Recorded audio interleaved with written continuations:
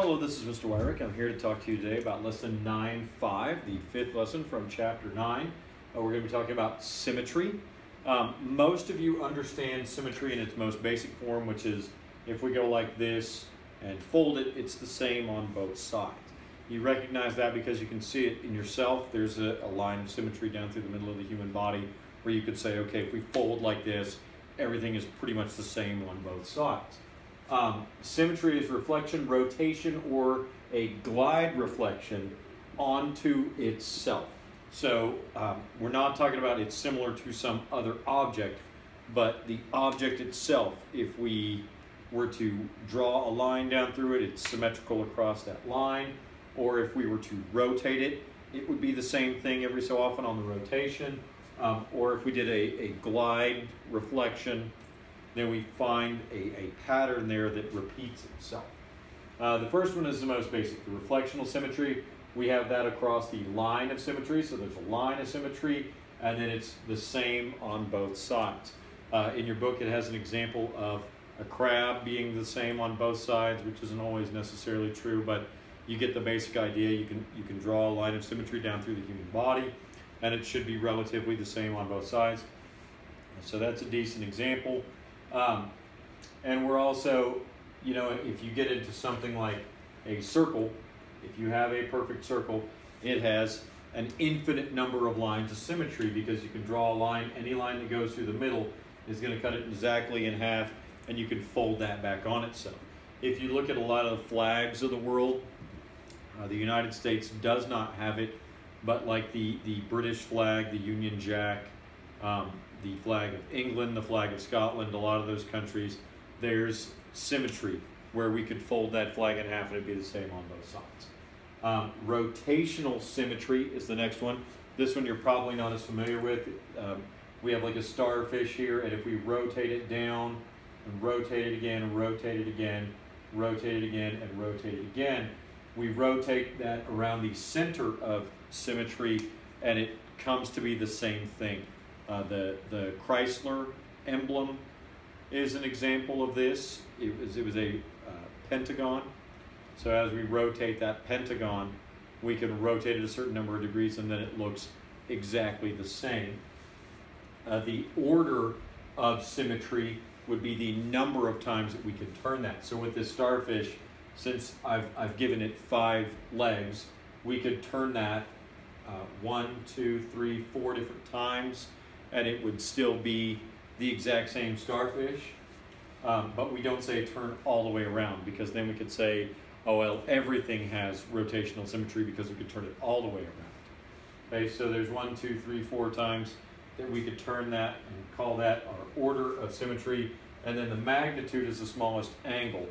We take 360 degrees here and we divide that by the number of times that we can turn this, which in this case, I would go ahead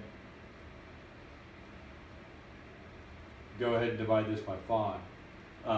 And 360 divided by 5 will give us 72 degrees.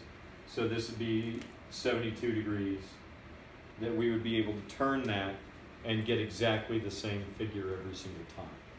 Okay. The other stuff from this is something that you're going to be definitely not as familiar with, and that's symmetry in 3 degrees.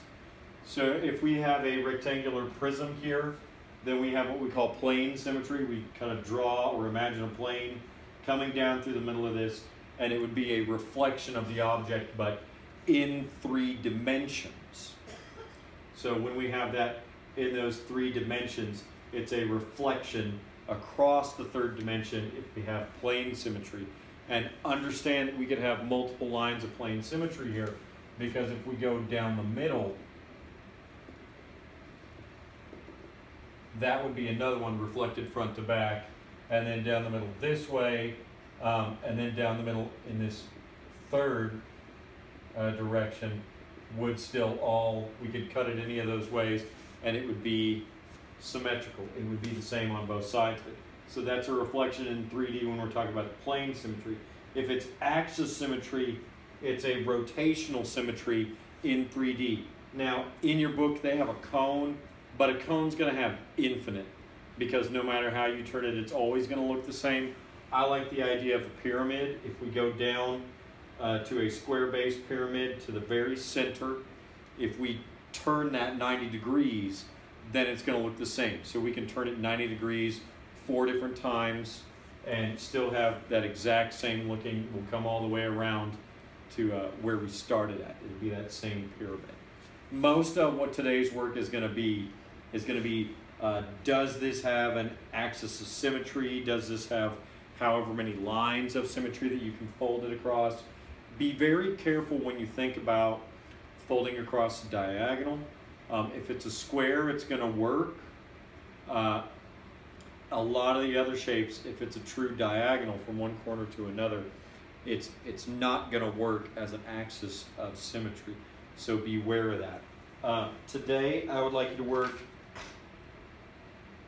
we'll go pretty much straight through. We're going to go 9 through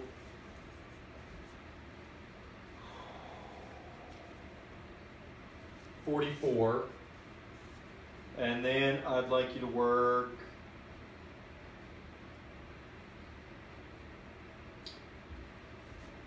go ahead and try to work 48. Okay, so 9 through 44 and 48. If you have any questions over this stuff, you're not sure how I've explained it to you, if that's really getting through to you, make sure to come in, ask some questions, and we'll see you in class.